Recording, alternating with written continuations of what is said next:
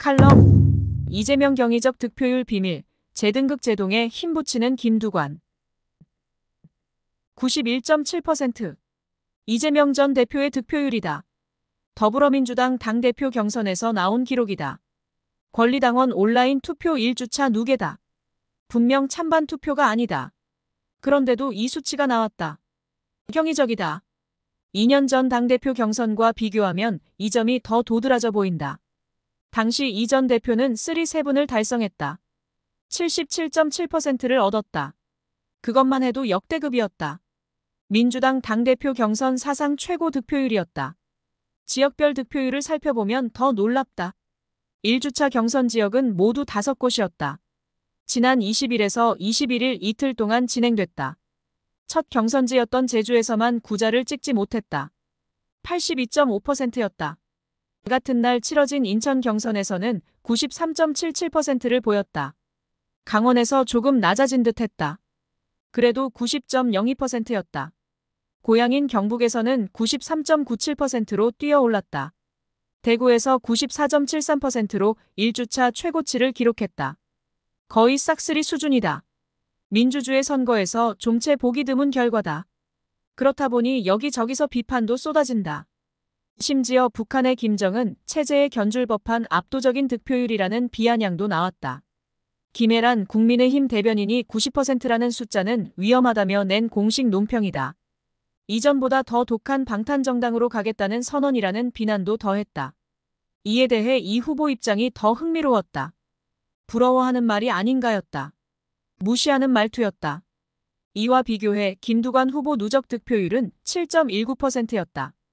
지역별로는 제주 15.01%, 인천 5.38%, 강원 8.90%, 대구 4.51%, 경북 5.20%였다.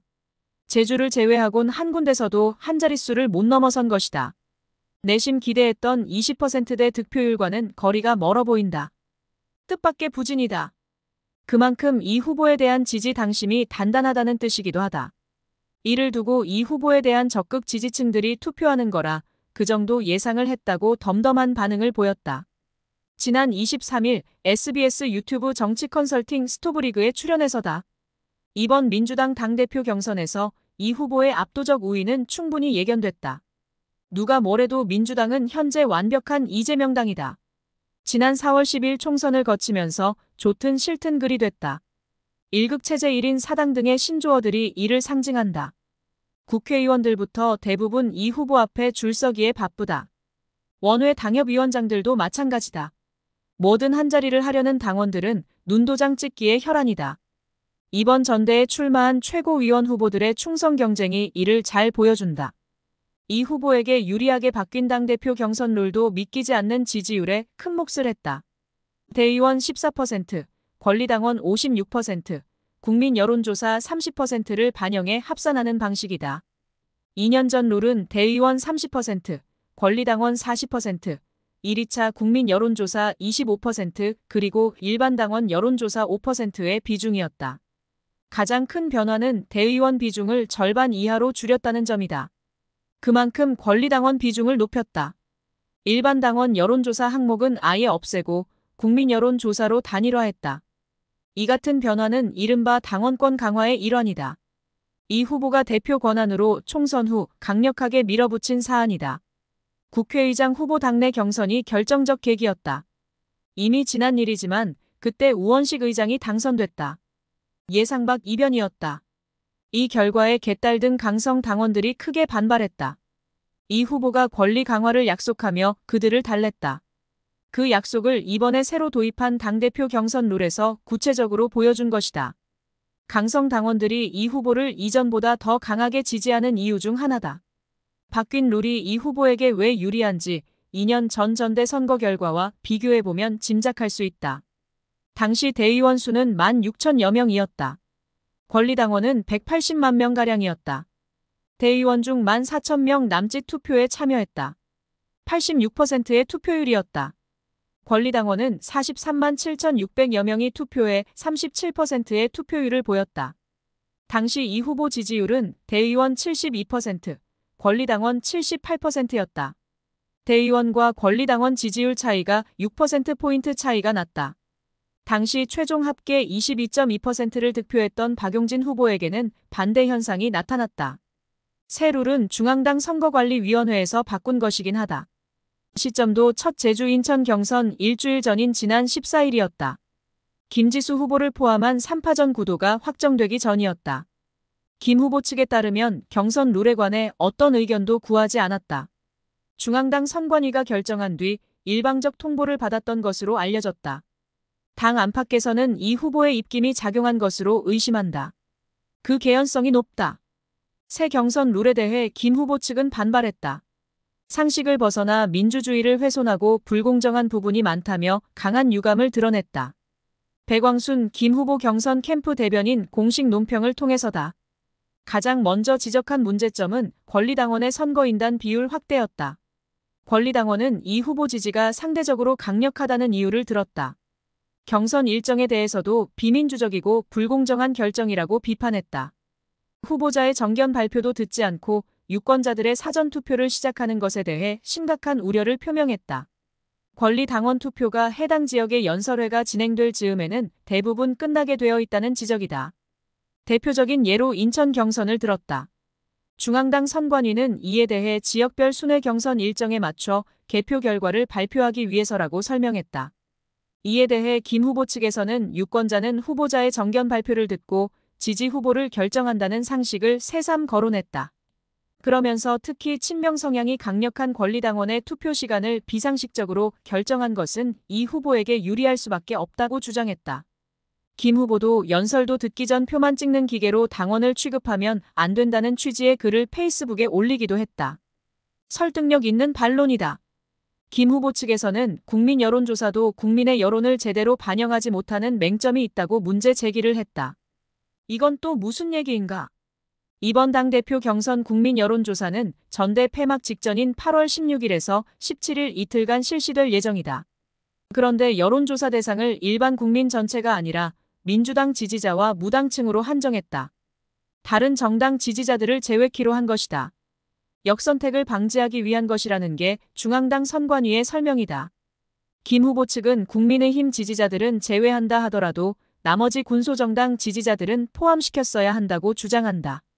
김 후보도 이 후보 연임에 대한 여론을 두고 민심과 당심의 괴리가 크다고 지적했다. KBS 라디오 인터뷰에서다. 그 지적은 합리적이란 근거가 경선 시작 전에 나온 적이 있다. 당대표 적합도를 묻는 한 여론조사에서 이 후보는 45.5%, 김 후보는 30.8%를 각각 기록했다.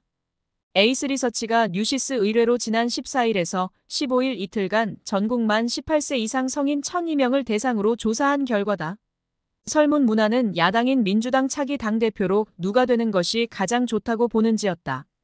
그런데 이 조사에서 민주당 지지자만을 대상으로 한 응답 결과는 전혀 딴판이었다. 이 조사에서 민주당 지지자라고 밝힌 응답자는 총 301명이었다. 그중 85.6%가 이 후보 지지 의사를 나타냈다. 김 후보 지지자는 8%에 그쳤다. 지금까지 진행된 지역별 경선 권리당원 지지율과 큰 차이가 없었다. 이 후보는 이번 당대표 경선 승리에 대해 추호의 의심도 하지 않는 분위기다. 지금까지의 누적 득표율이 이를 뒷받침한다. 그래서인지 다른 경쟁자들이 뭐라 하든 별반 관심을 두지 않는다.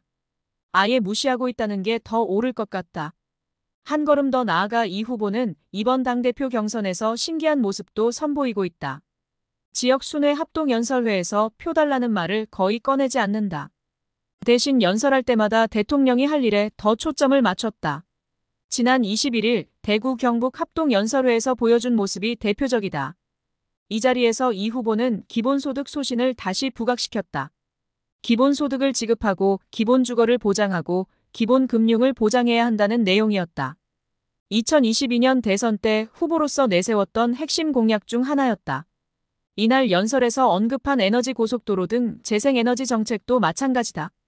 그는 지금 상황이 어렵기에 산업구조 조정을 가능하게 하고 사람들은 힘겨운 개혁의 고통을 견딜 준비가 돼 있다면서다.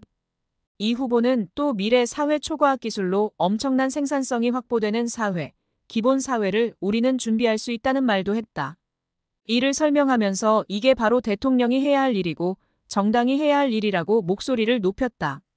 그의 이런 연설에 당원들 사이에서도 당대표 후보인지 대선 후보인지 헷갈린다는 말이 나올 정도다. 이 후보의 독주 양상이 이쯤 되면 웬만한 경쟁 후보들은 주저앉기 십상이다. 예를 들면 중도 사퇴 같은 것이다. 그런데 김 후보는 의외로 의연해 보인다. 지금까지 나타난 지지율에 대해 10% 미만을 줬다고 실망하지 않는다고 말했다. 그러면서 완주 의사를 단호히 밝혔다. 자신의 출마가 단 1%라도 다른 목소리가 있다면 그것을 대변할 책무가 있기에 경선에 나왔다는 이유를 들어서였다.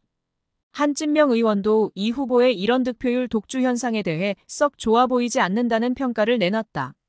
정성호 의원이 24일 MBC 라디오 김종배의 시선집중에서 한 말이다. 이 후보의 누적 득표율이 90%대인데 너무 일방적인 것이 아니냐는 진행자 물음에 대한 답변이었다. 부정적 측면은 단순히 그 정도에서 그치지 않는다. 흥행성도 사라졌다. 확대명이 굳혀진 판세에 국민들이 굳이 관심을 보일 리 없다. 그나마 김 후보가 완주할 태세여서 추대 형식은 그나마 모면했다. 이러나 저러나 이 후보의 당대표 재등극은 정해진 순서로 보인다. 국민들이 이를 과연 어찌 바라볼지 궁금해진다.